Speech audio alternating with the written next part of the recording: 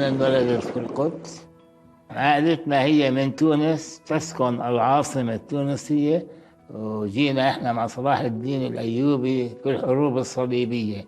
إن حوالي 1000 سنة في بيت المقدس.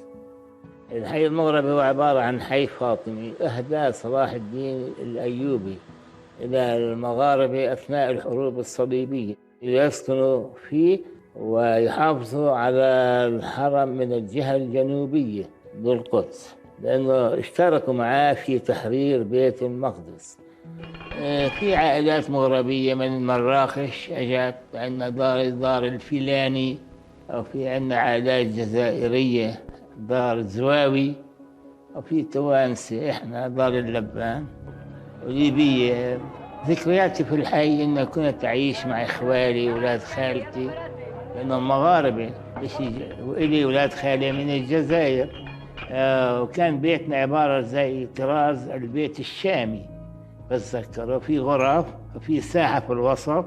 حتى كثير كانوا من الناس الأقارب أو الجهات القريبة يعملوا الحفلات الزواج في ساحة البيت تبعنا، زي كأنك عايش في الشام. بيت شامي، غرف وفي ساحة وفي حواض زريعة، داير مدور البيت، وفي بير مي غميق.